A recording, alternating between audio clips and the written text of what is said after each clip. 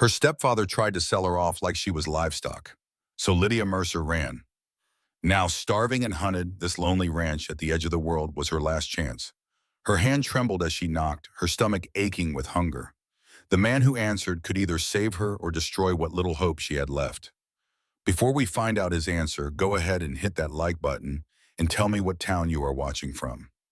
Now let's get back to that cold autumn day. Just 3 months ago, Lydia's biggest worry was which dress to wear in Boston. Now her only dress was ripped and stained, and she was 1,000 miles from everything she knew.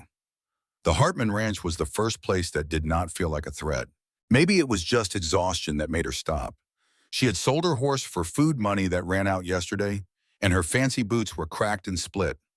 Each step felt like lifting a heavy weight, knowing that if this door closed in her face, she had nowhere else to turn. A man came out of the barn, moving with a quiet confidence. He looked to be in his early 30s, lean and weathered from years under the sun. But it was his eyes that held her. They were gray, sharp, and looked right through you. He stopped about 10 feet away, not friendly, not mean, just sizing her up.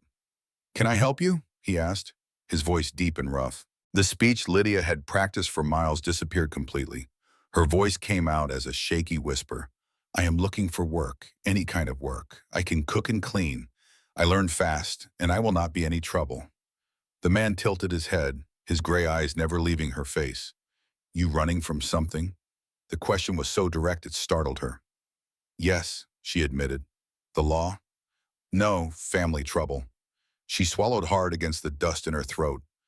"I was being forced into a marriage." A flicker of understanding crossed his face. "Boston is a long way to run," he said, noticing her accent. "It was as far as my money took me," she said quietly. He could see how desperate she was. There was no use pretending. "My name is Caleb Hartman," he said finally. "This is my ranch." "Lydia Mercer." She did not offer her hand, knowing it would be shaking. "Miss or Mrs.?" Caleb asked. "Miss," he nodded, then said the 5 words that turned her world upside down.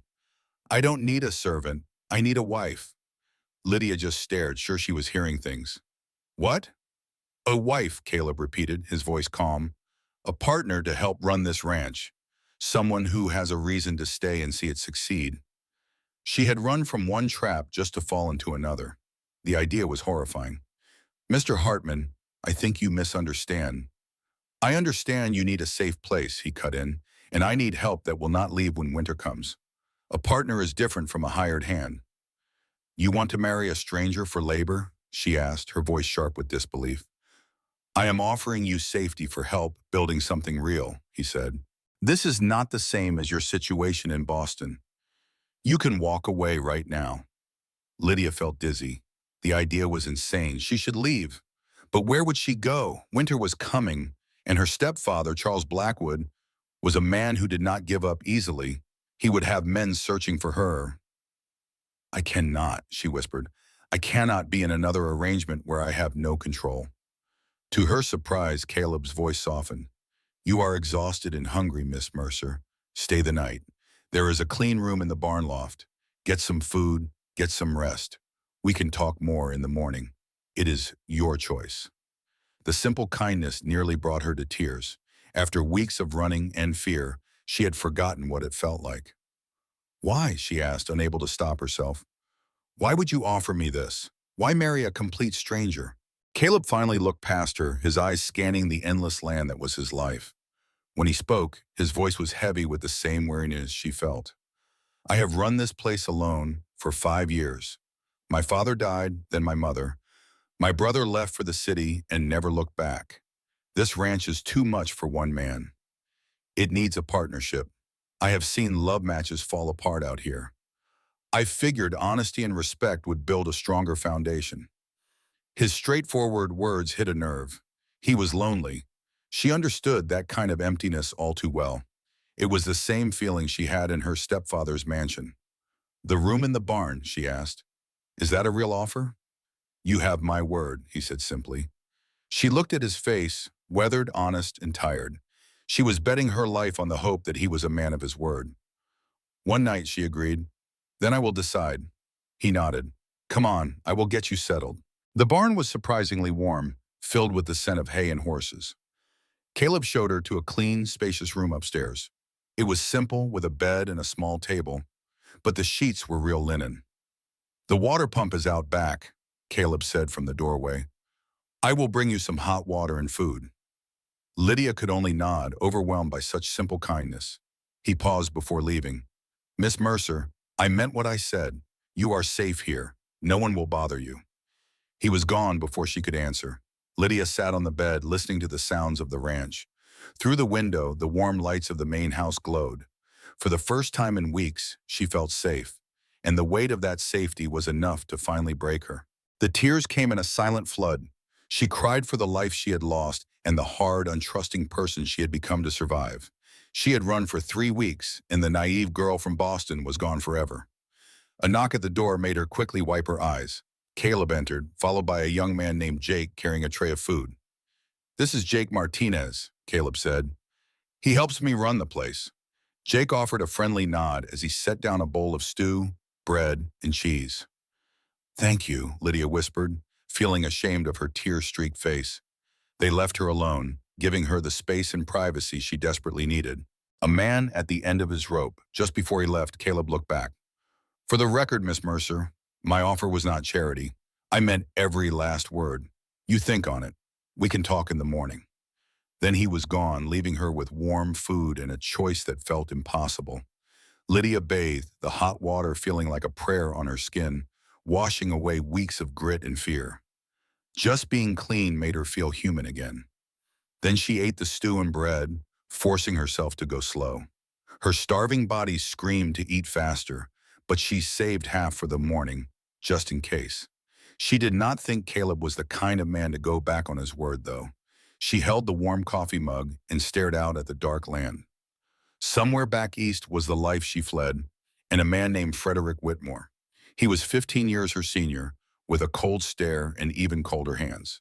Her stepfather, Charles, had arranged the marriage to get his hands on Whitmore's shipping business. Lydia was just part of the deal. She had pleaded with her stepfather, who locked her in her room for 3 days without food. She only signed the papers to make it stop, but she refused to be broken. The night before the wedding, she took enough of Charles's money for a ticket west and vanished before sunrise.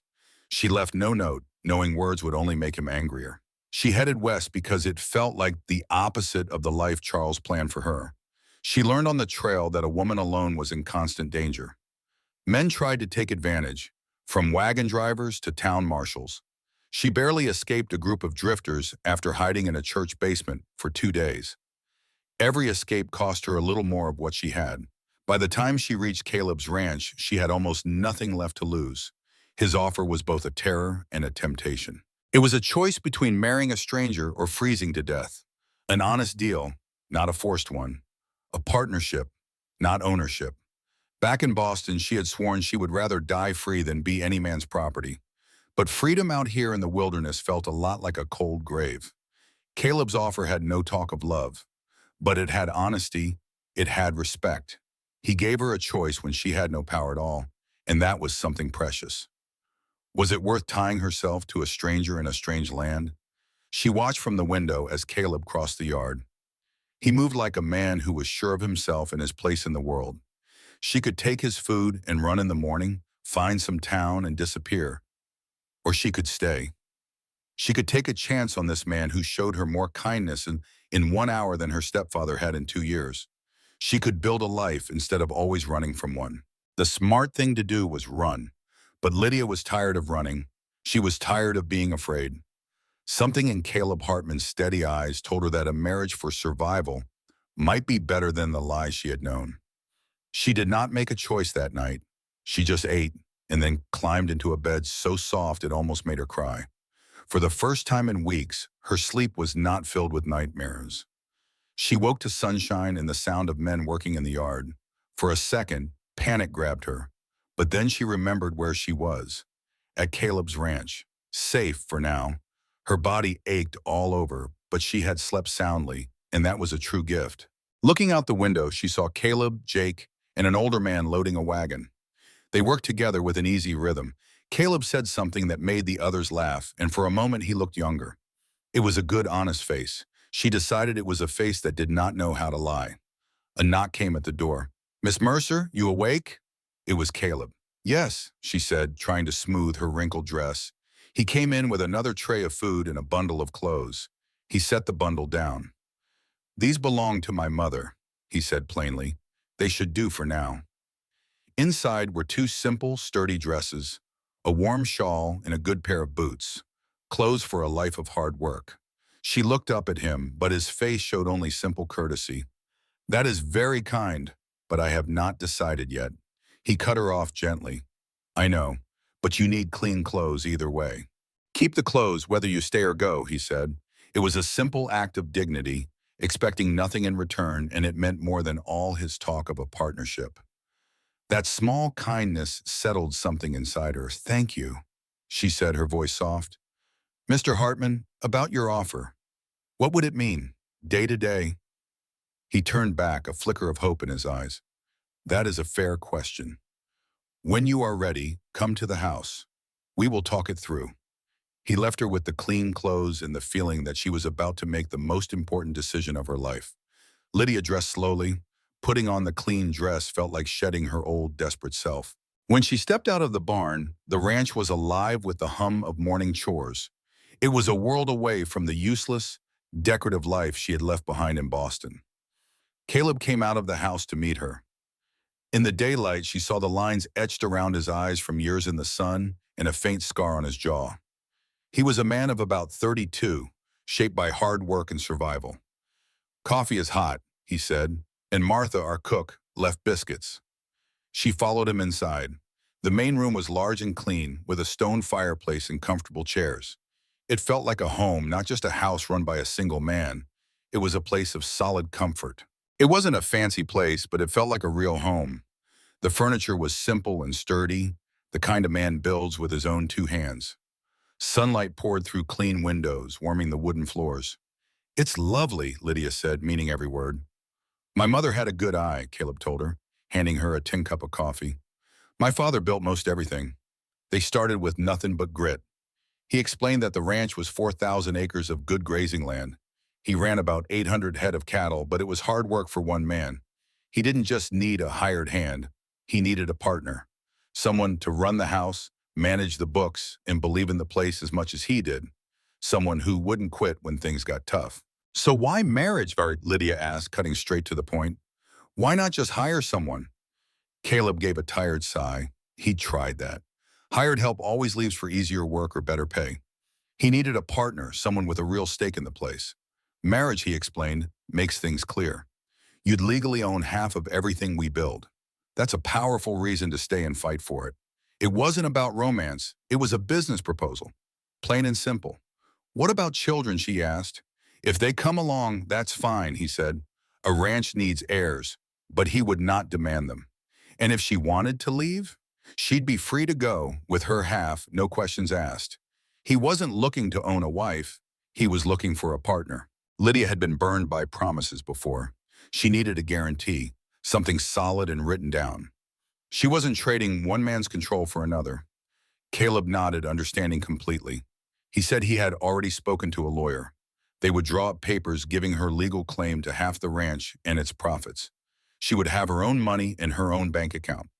He wasn't interested in a servant. He was interested in building a future.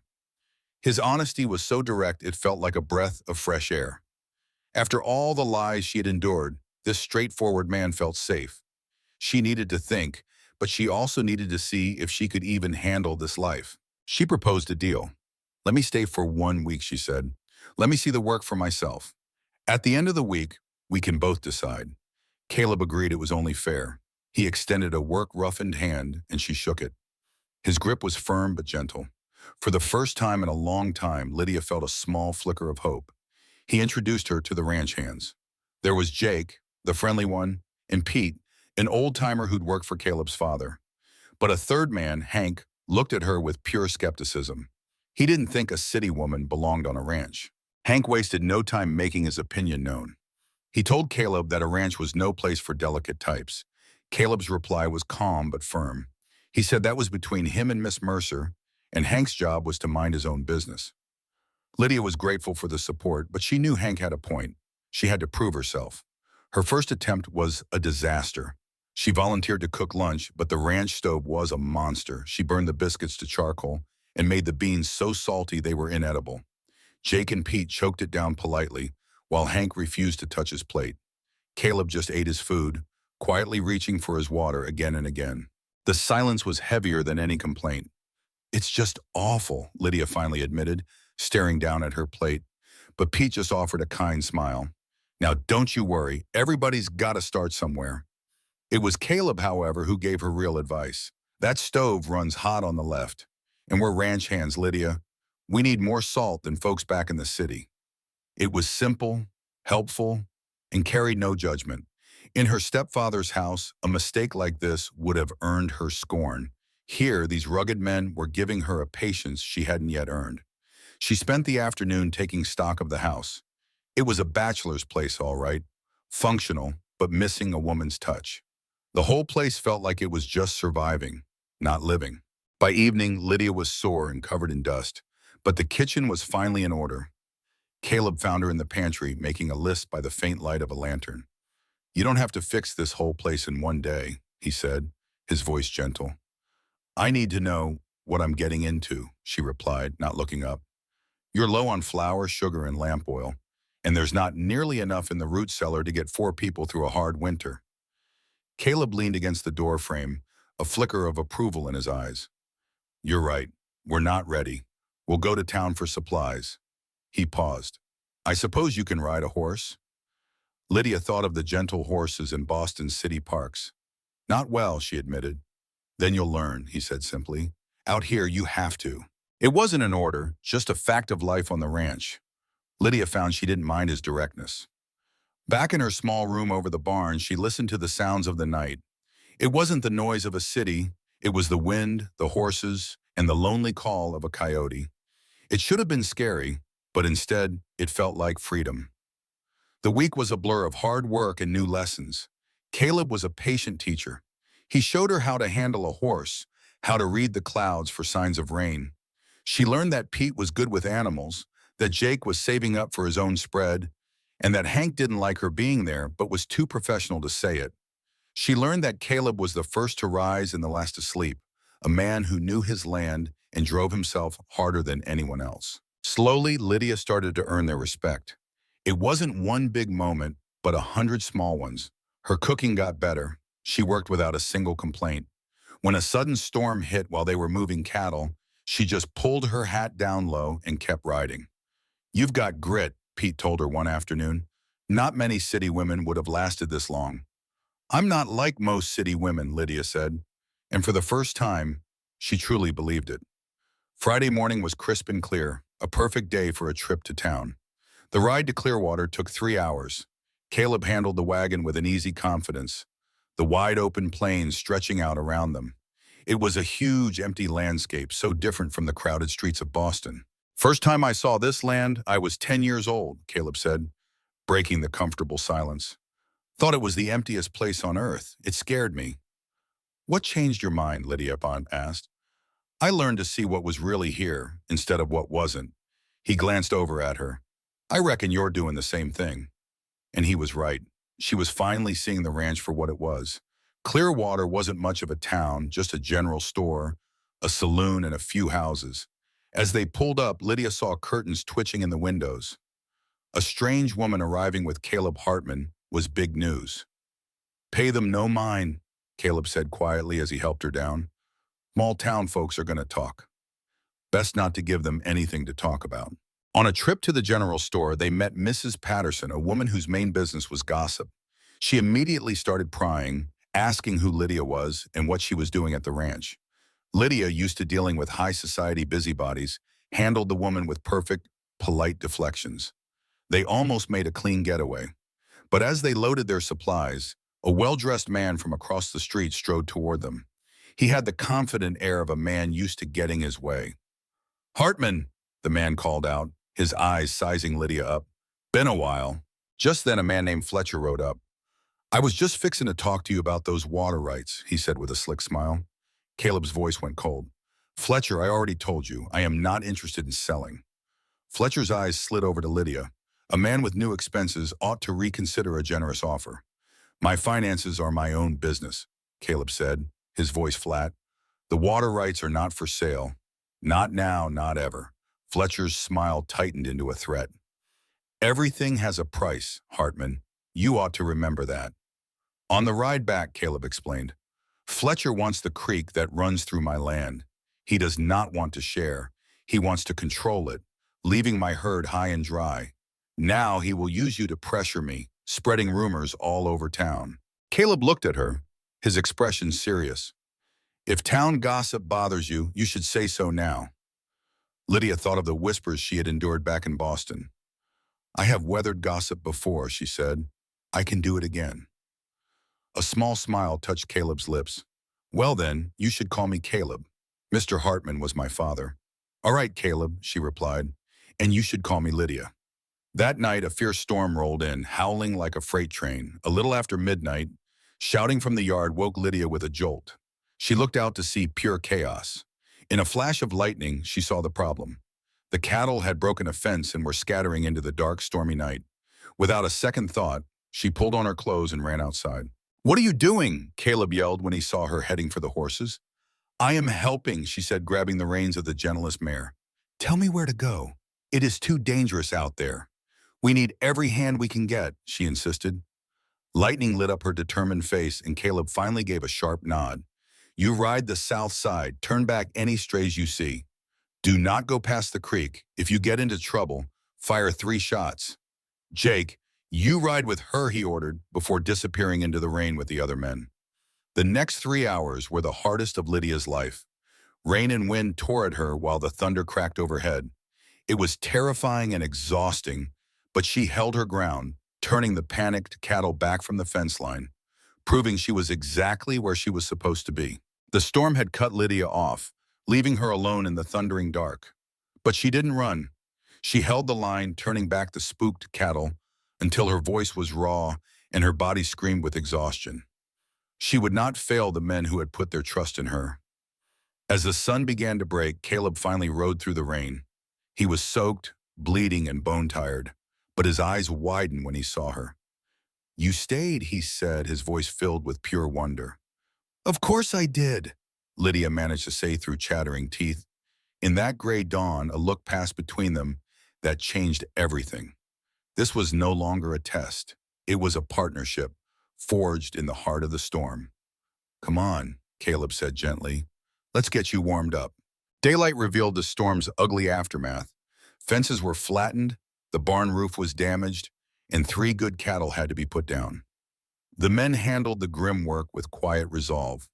Lydia tried to sleep, but the night's adrenaline still coursed through her.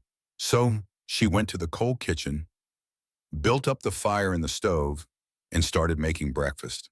An hour later, when the exhausted men dragged themselves inside, the smell of hot coffee and frying bacon stopped them in their tracks.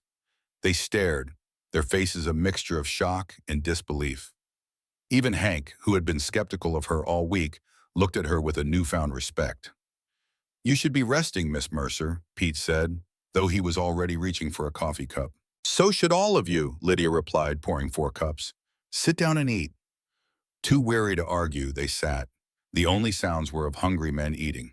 From the stove, Lydia felt a warmth spread through her moisture. She had earned her place here. Her eyes met Caleb's across the table, and in that silent moment, she saw his gratitude. He quickly looked down at his plate, but the connection had been made. We have to start on that fence today, Caleb said, his voice rough with fatigue. You all need sleep first, Lydia insisted. A few hours of rest will do more good than harm. Jake chuckled, and even Caleb managed a small smile. Fine, he grumbled. 3 hours. After the men left to get some rest, Lydia finally went to her room. Every muscle ached, but it was a good kind of pain, earned through hard, honest work. It was a satisfaction she had never known in Boston. She had been useful here. She had been needed. Sleep took her instantly. When she woke to the afternoon sun, she heard hammering outside. Through the window, she saw Caleb and Jake on the barn roof, working with an easy rhythm that spoke of long years together. She felt a powerful urge to be a part of that. Downstairs, she found Martha in the kitchen. The older woman looked her over with a worried face. Child, Caleb told me what you did. Are you hurt? I'm just sore, Lydia promised, accepting a cup of tea. You gave those men a real scare, Martha said, getting right to the point. Especially Caleb. He has been wound tighter than a banjo string all day. He's just worried about the ranch, Lydia deflected. He is worried about you, Martha said plainly. I have known that man his whole life, and I know what his worried face looks like. Lydia did not know how to respond. Instead, she asked, "What can I do to help?" Martha looked at her for a long moment, then nodded. "So you are staying for good." It was a statement, not a question. "Yes," Lydia said. "I am staying." "Good," Martha declared, handing her a knife. "It is about time this place had a woman's touch again. Start on these carrots." When Caleb walked in at dusk, dirty and tired, he stopped short. The sight of Lydia and Martha working together in the warm kitchen seemed to leave him speechless. Lydia saw something in his face change. He had been wanting this all along. He wanted more than just help. He wanted to turn his house back into a home. After a long day of work, they finally sat down to eat. The quiet between them was comfortable. Later, as Lydia washed dishes, Caleb stood beside her and started drying. He broke the silence first, mentioning her week was up. This was it. Lydia took a deep breath. "I reckon we should go see that lawyer," she said, her voice steady. "Let's get those partnership papers you talked about." His hand stopped moving. "Are you sure?" he asked. "I'm sure," she replied, turning to face him. "This is what I want, Caleb, a real partnership. I want to build a home here with you." His gray eyes looked deep into hers. "It will not be easy," he warned. "Ranch life is hard, and there will be tough times." She simply nodded. "I know, but we will face it together." He reached out and took her hand. His grip was strong and sure. "I am mighty glad you are staying, Lydia." 3 days later, they rode their horses into Clearwater. This time, Caleb rode close, matching her pace, ready to help but giving her space. It was a comfortable balance, one that was becoming familiar. The lawyer, a man named Thomas Green, was an older fellow with tired eyes. He did not seem surprised to see them. "Been wondering when you'd come by," he said, pulling out a stack of papers. Caleb nodded. "I found someone." The words made Lydia feel a warmth spread through her chest. The lawyer explained everything. The papers gave Lydia legal ownership of half the ranch and half its profits. If they ever split, the division would be equal. It was fair and offered more security than she had ever dreamed of. "Of course, for this to be official, y'all have to actually get married," the lawyer noted. "The judge can do it the day after tomorrow." 2 days. The thought should have scared her, but it felt right. "That works for us," Caleb said, looking to her. Lydia agreed. As they left, she saw Mrs. Patterson staring from her store window, hungry for gossip. The whole town would be talking by sundown. "Well now, look what we have here." Fletcher's voice cut through the quiet afternoon air. "Heard you were getting hitched, Caleb. My congratulations. Or my sympathies." Caleb's face hardened. "Fletcher." He stepped forward, his smile all teeth. "You're making some mighty big moves. A new wife, a bigger spread. Hope you can afford it all." "My finances are my own concern," Caleb said, his voice low. Fletcher just chuckled. "Of course. But if you find yourself short on cash, say, to keep that new bride of yours happy, my offer on those water rights still stands. I ain't interested." Fletcher's eyes slid over to Lydia. "That's a shame. A real pretty thing like her might not take kindly to the hard life. City girls get romantic notions, then they run right back home. You threatening my wife." In a flash, Caleb had Fletcher pinned against the saloon wall, his hand twisting the man's fancy coat. "Not a threat," he choked out, "just a fact. State your facts somewhere else, and keep my wife's name out of your mouth." Caleb shoved him back, and Fletcher stumbled, his face a mess of anger and shame. "The whole town was watching. You're making a mistake, Hartman. A big one. Well, it won't be my first. Now get." As Fletcher scurried off, Lydia touched Caleb's arm. He was still shaking with rage. "I'm sorry you had to see that," he grumbled. "Don't you dare apologize for defending me," she said quietly. "And for the record, I'm not going anywhere. This is my choice." Some of the fire went out of his eyes. "He'll be back," he warned. "He wants that water something fierce. Then we'll face him together," Lydia said with a small smile. "That's what partners do." He gave a short, true smile back. "Yeah, that's what partners do." That night, Lydia couldn't sleep. She sat by her window watching the stars blanket the ranch. Back in Boston, you could barely see the sky, but out here it felt close enough to touch.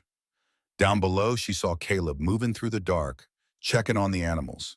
He walked like a man who knew every single inch of his land, who belonged right there. A wave of affection washed over her for this quiet, decent man who'd given her a safe place to land. As if he could feel her watching, he looked right up at her window. Across the yard, she felt a connection. Not love, not yet, but it was the start of something solid, something that could grow. Saturday came too fast. Lydia woke before dawn to find Martha already cooking up a storm in the kitchen. "Can't have you getting married on an empty stomach," the older woman declared. "It's bad luck." Martha stopped her work and gave Lydia a hard look. "You sure about this, child? It ain't too late to change your mind." "I'm sure," Lydia said, her voice steady. "I know it's fast, but it feels right. He feels right." Martha's tough face softened. "That boy's been alone too long. He needs someone to build a life with. You're good for him. I see the way he looks at you. How does he look at me? Like you're the answer to a question he forgot he was even asking." Lydia went to her room to get ready. She chose a simple blue dress, the best one she had, and pinned up her hair. No veil, no flowers, no family. For a second, standing before the small mirror, she felt completely and truly alone in the world. No one to give her away, no one to catch her if she fell. Then she heard Caleb's voice outside, gentle and patient with the horses, and she remembered. She wasn't alone anymore. She was choosing to build something new. The ride to Clearwater was quiet, both of them lost in their own thoughts. They looked just like what they were. Two practical people doing a practical thing. Judge Morrison was a stern-looking fella in his 70s who'd probably married half the county. His sharp eyes looked them over, lingering on Lydia. "You sure about this?" he asked her directly. "Nobody's forcing you, miss. No one is forcing me," Lydia confirmed, her voice clear. "This is my own choice." "Good," the judge grunted. "I don't marry folks under duress." He opened a heavy book on his desk. "Well then, let's get on with it." The ceremony was short and to the point. He read the words, they said they agreed, and they signed their names in his register. Just like that, it was done. The ceremony was short and to the point. There were no pretty words about love, just the simple fact of two people joining their lives in a legal partnership. "I now pronounce you married," the judge said. "Congratulations. Try not to kill each other before the year is out." Lydia could not help but laugh, and Caleb smiled right along with her. Just like that, they were husband and wife. As they walked out, she felt the eyes of the whole town on them. She saw that busybody Mrs. Patterson, and even Fletcher from the saloon watching. Let them look, she thought. Caleb stayed close, his hand near her elbow. He was telling the world, this woman is mine, and I protect what is mine. And oddly, she found it comforting. A dark line on the horizon meant trouble. That storm's coming in fast, Caleb said, his voice low. They pushed the horses harder, but a Wyoming storm keeps its own time. The wind kicked up dust, making the horses jumpy. Thunder rolled, and the first heavy drops of rain began to fall. Over there, Caleb yelled, pointing toward a rocky outcrop about a quarter-mile away. We can take shelter there. They made it just as the sky tore open. It was like riding through a waterfall. Caleb helped Lydia down, pulling the horses under a small overhang. The space was tight, forcing them close as lightning cracked overhead. The horses shrieked with fear. Caleb held the reins in one hand and wrapped his other arm around Lydia, pulling her in. She didn't protest. She just leaned into his solid warmth. Quite a wedding day, he muttered. Lydia surprised herself with a laugh. Well, it is one for the books.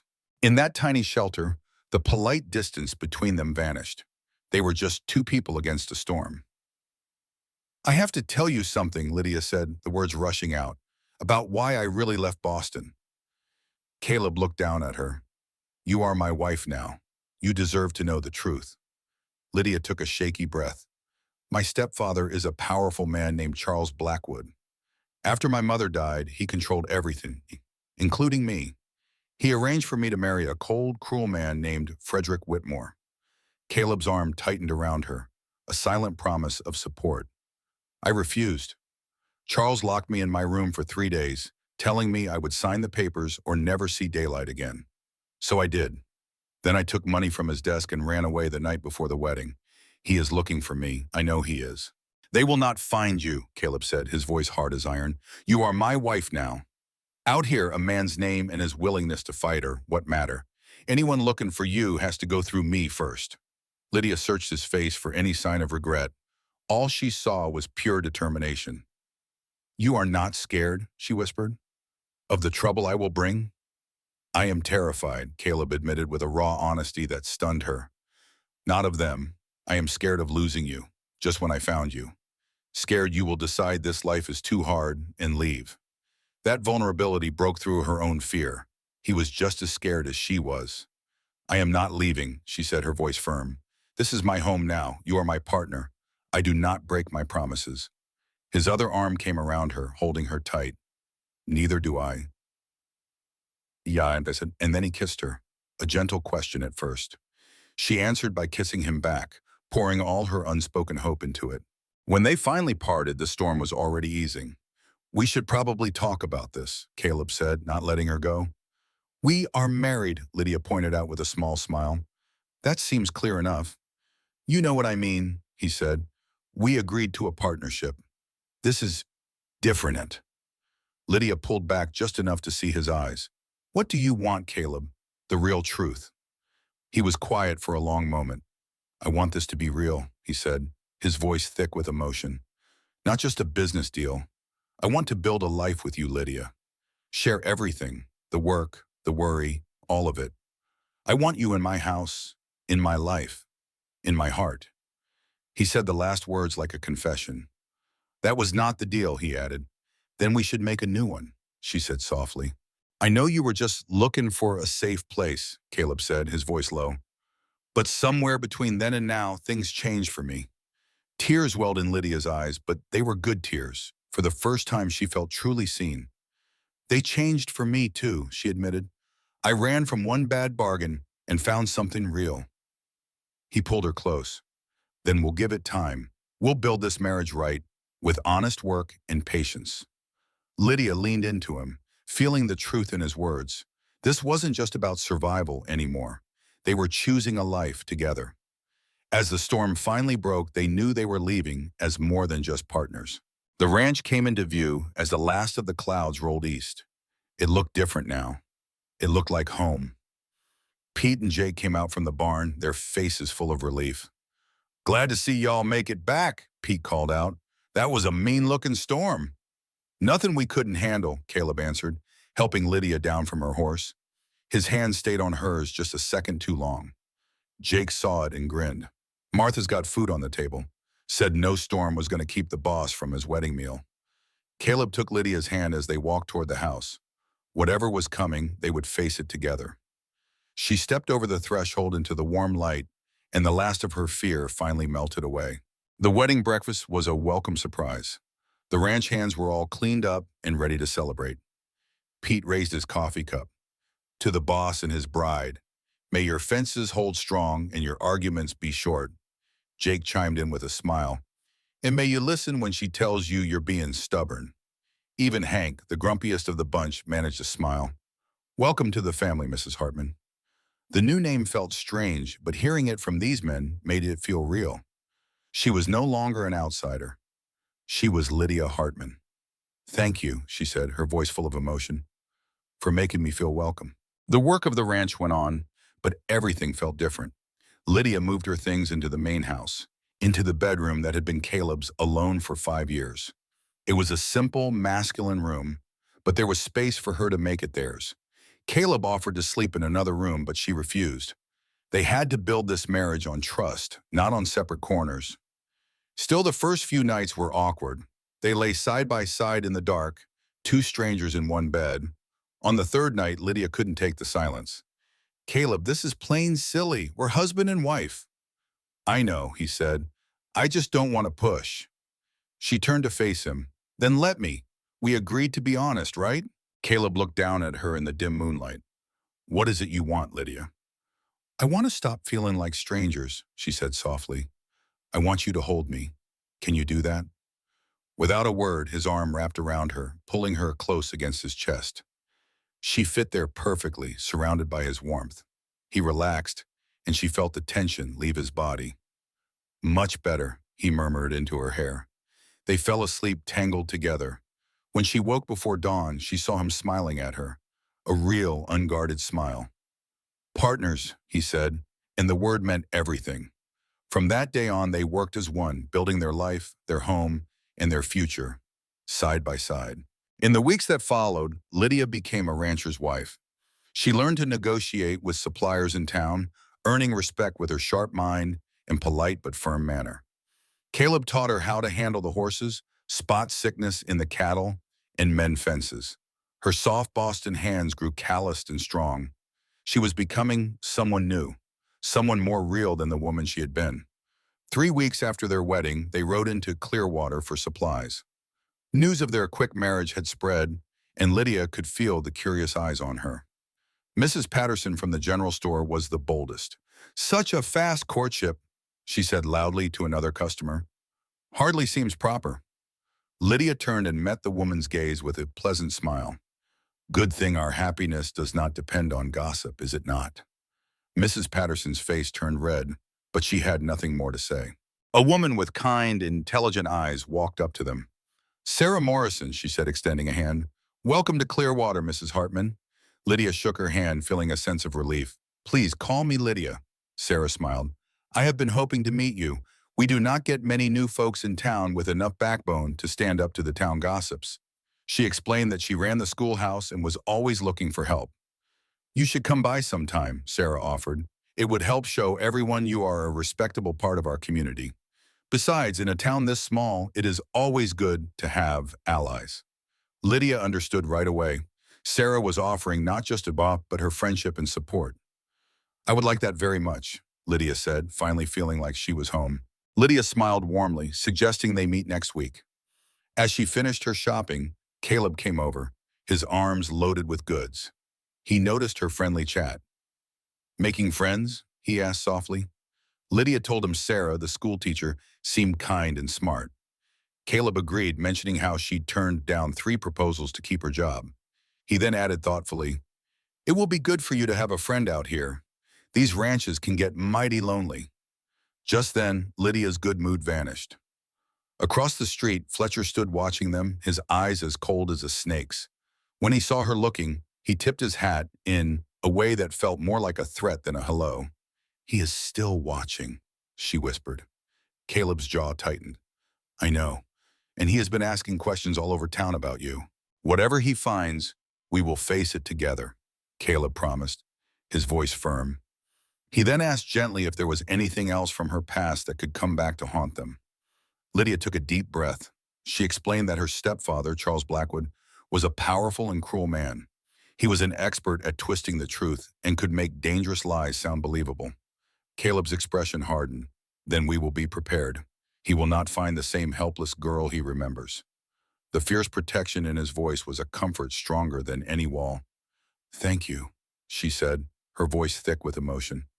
Caleb simply replied, "Always." That single word felt more binding than their entire wedding ceremony. As they rode up to their ranch, they saw a strange horse tied up out front.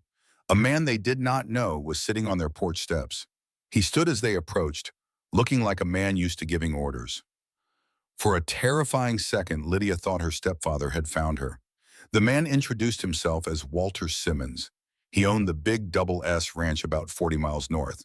He said he had been hearing interesting things about them and their troubles with Fletcher. Simmons's smile was thin. "In my experience," he said, "anything that makes Fletcher nervous is something worth paying attention to." "Fletcher is trying to build a coalition," Simmons explained, getting straight to the point. "He wants to control the water and the cattle prices." He looked from Caleb to Lydia, his expression serious. "But I do not trust him. A man who cheats his neighbors will surely cheat his partners." Simmons warned them that Fletcher would try to destroy their reputation by digging into Lydia's past. He then proposed an alliance of independent ranchers to stand against him. "I already have 3 other ranchers committed," he said, handing Caleb a folded paper. "We are having a meeting at my place in 2 weeks. You and your wife ought to be there." He made it clear that if they said no, They would be all alone when Fletcher finally made his move. He gave a tip of his hat to Lydia, then got on his horse and was gone before they could say another word. They watched him disappear over the hill. Caleb turned to her. "What do you make of that?" "I think he's right about Fletcher being a problem," Lydia said, unfolding the list of names. "And we need all the help we can get, but we have to be smart about this." Caleb nodded, taking the paper. "We don't know these men, but we can find out. Green will know them, and Judge Morrison too." Lydia stood a little taller. "Then we gather information before we decide anything. We do this carefully, and we do it together." A real smile touched Caleb's eyes. "You're getting the hang of this." "I'm getting the hang of being your partner," she corrected gently. Later, they found a note from Martha and Stu warming on the stove. The house was quiet, but it was a comfortable quiet, a shared space. Over dinner, they planned their next steps. It just felt right, working together like this. After dinner, they settled in by the fire. It was a new and welcome routine. While Caleb looked over sales reports, Lydia mended one of his shirts. "I was thinking about Sarah's offer to help at the school," Lydia said softly. Caleb looked up. "Do you want to do it?" "I think so. I miss feeling useful beyond the house. I'm happy here, but I want to do more for our community." "Then you should," Caleb said, setting his papers aside. "This partnership isn't about holding you back. It's about giving you the freedom to do what matters to you." He paused for a moment. "My mother always said a ranch needs to be part of the town. She'd be proud of you." The mention of his mother was the opening Lydia had been waiting for. "Tell me about them. I live in their house, but I hardly know who they were." Caleb leaned back, a distant look in his eyes. "My father was a hard man. He had to be to build this place from nothing, but he was fair." "And your mother?" she asked. "She was gentle, but just as tough. She came here as a mail-order bride and found wilderness instead of a town. She stayed and made this a home." His voice grew thick with emotion. "She held everything together after my father got sick. She died 6 months after he did. I think her heart was just broken." "I'm so sorry, Caleb." "Losing my father was hard," he said, looking straight at her. "Losing my mother felt like the soul of this ranch was gone. Until you came. You brought the life back into this place, Lydia." She moved from her chair and settled onto his lap, her arms wrapping around his neck. They just held each other. "I love you," Caleb whispered into her hair. "I know it's fast, but it's the truth." Tears of joy welled in Lydia's eyes. "I love you too," she whispered back. "I think I have for a while."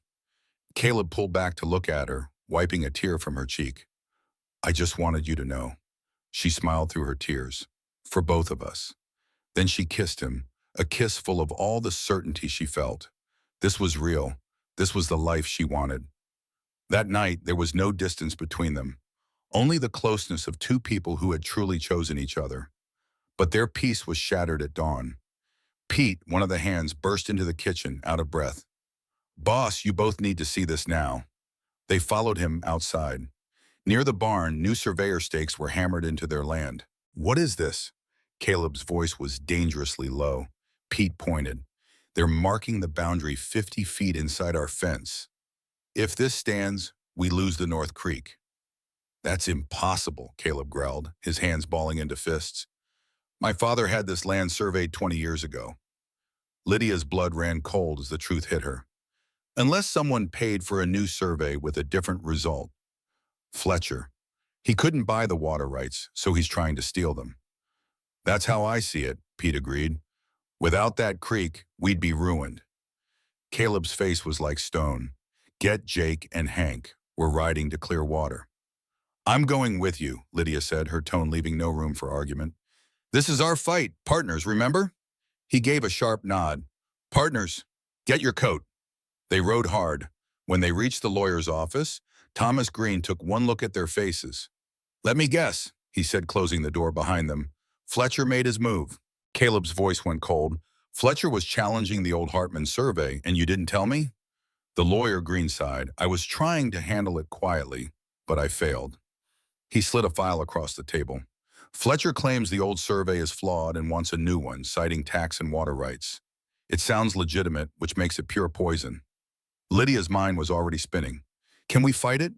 "We can," Green said, but it could bleed you dry. Fletcher is betting you don't have the stomach or the funds for a long court battle. He's wrong, Caleb said, his jaw set like stone. We'll mortgage this whole ranch if we have to. Wait, Lydia cut in. What if we don't fight him by ourselves? This threatens every small rancher out here. If we all stand together, we can split the cotton. Green's eyes lit up. Now that's a smart play. A coalition is much harder for a man like Fletcher to break. That's why Simmons came to see us, Caleb realized. He must have known something was coming. They worked with Green for the next 3 hours, drafting a plan. As they rode home under a darkening sky, Caleb reached for Lydia's hand. I'm glad you're here with me. I couldn't do this alone. You're not alone, Lydia said, her voice firm. That's what love is. We stand together and we fight.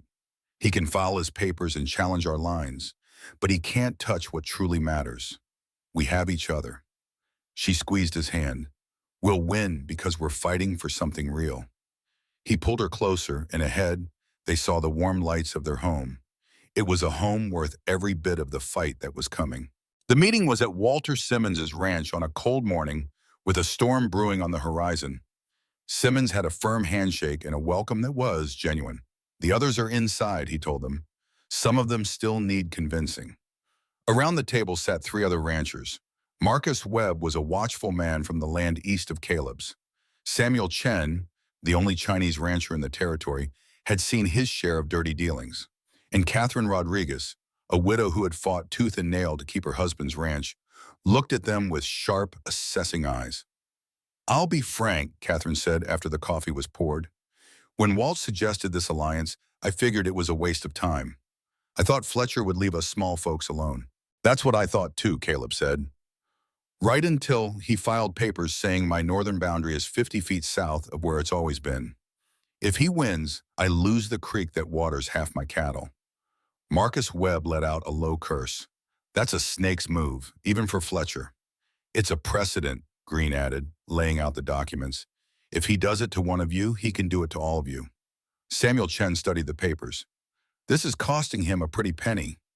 He's making an investment, Lydia spoke up, her voice clear.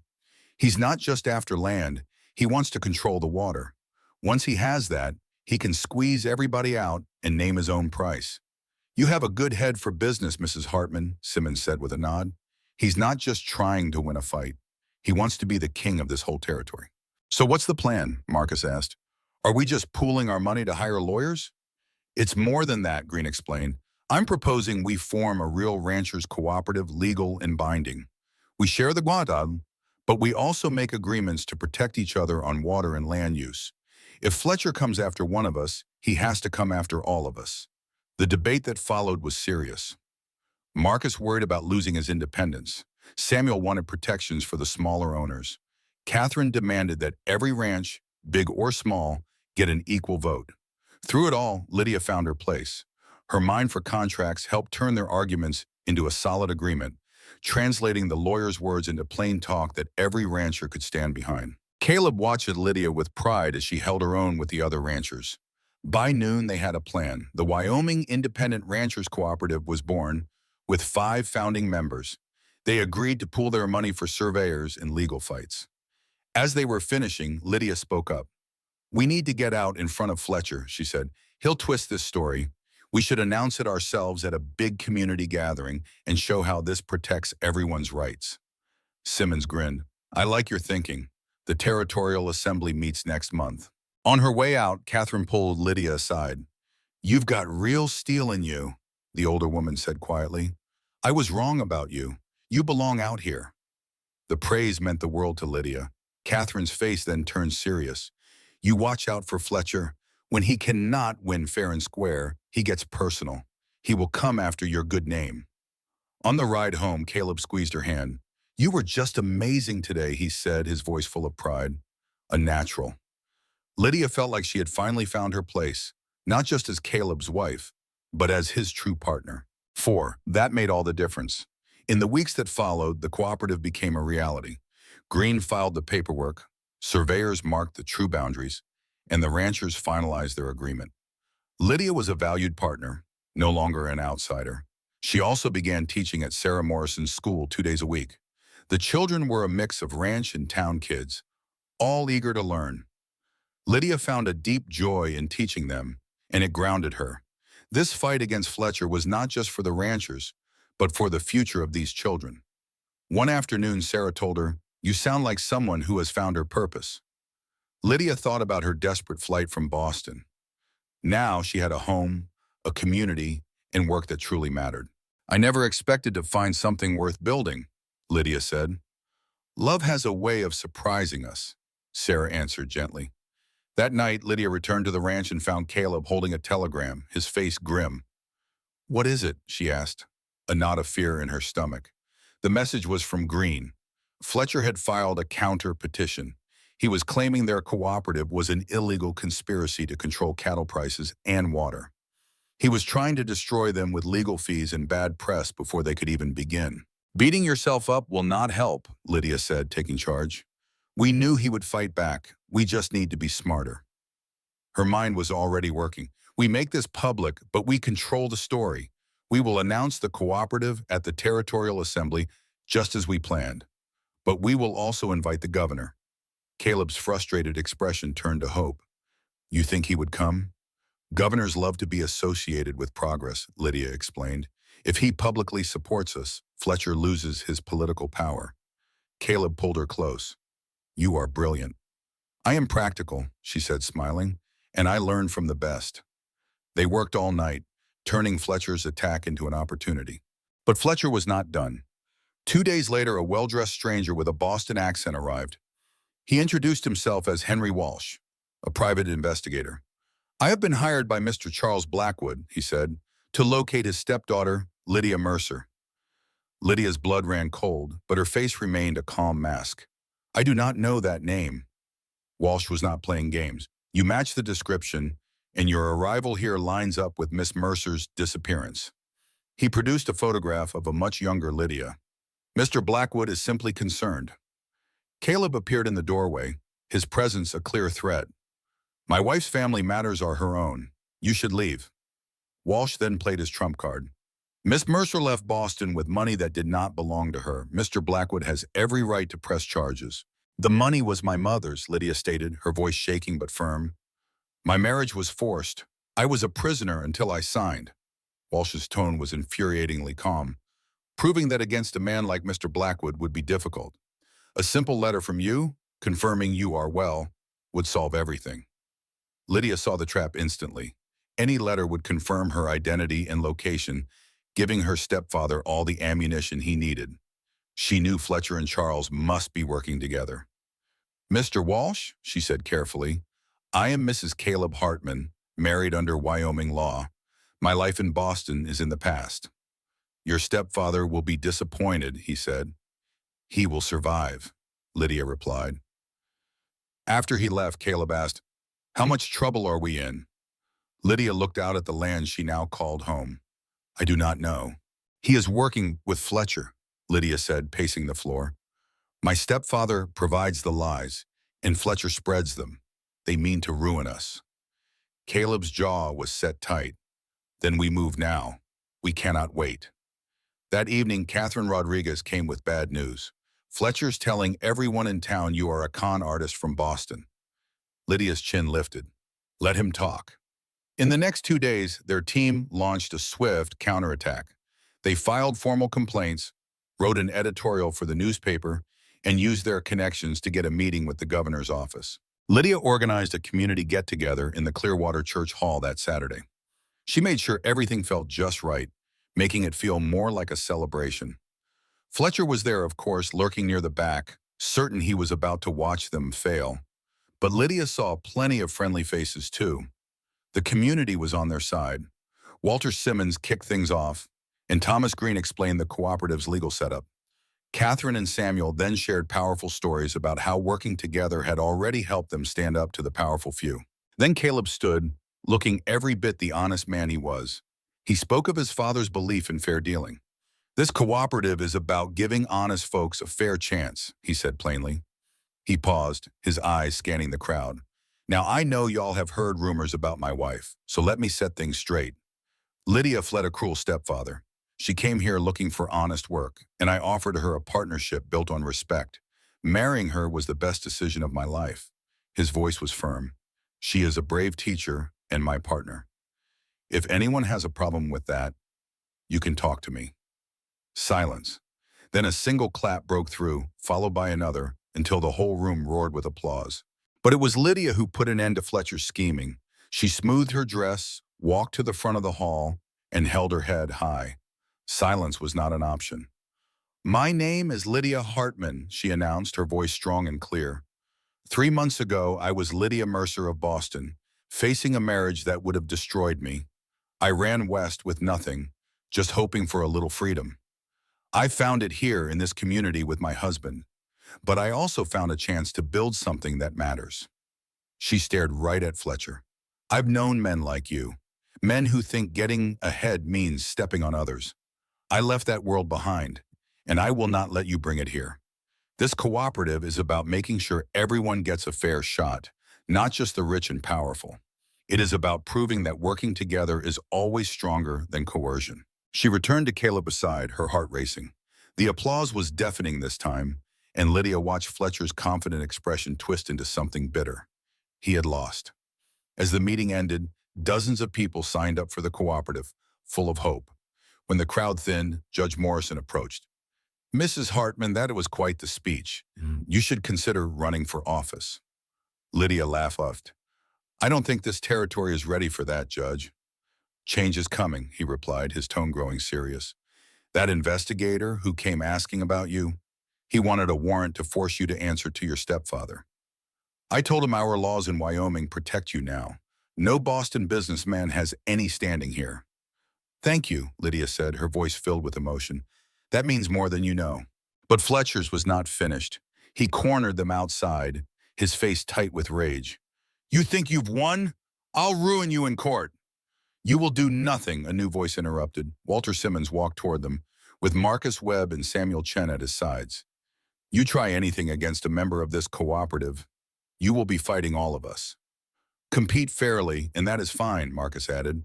"But you cross the line with your dirty tricks, and we will bury you in lawsuits. We have documented everything." Fletcher looked at their united front and knew he had been beaten. "This is not over," he muttered, but the threat was empty. "Actually it is," Caleb said calmly. "You failed. Everyone knows exactly who you are now."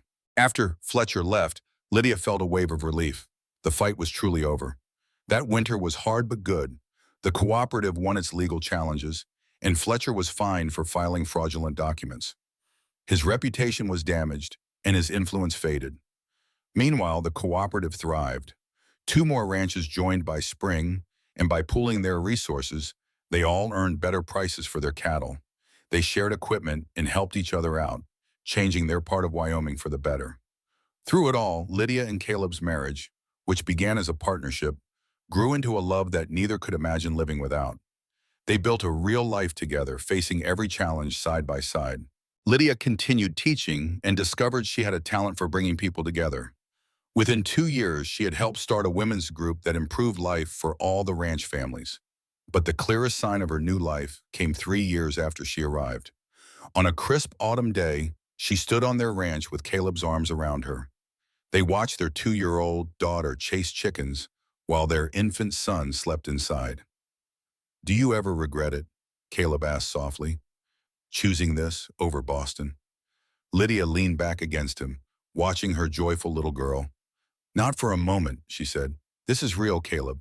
The work, this community, the life we have built. It is all real in a way nothing back east ever was." Lydia smiled, remembering. It felt like a lifetime ago that she showed up on his doorstep, desperate, and he made that wild proposal. "I don't need a servant," he had said. "I need a wife." It was a terrifying gamble for them both, betting everything on a stranger. But Caleb saw her strength, and she saw a chance for a real life. They both took a leap of faith, and they both won. Their daughter ran back to them, and Caleb lifted her with the easy strength of a rancher. Lydia watched her family, her choice. The ranch stretched out before them, their land secure, with proper fences and cattle grazing peacefully.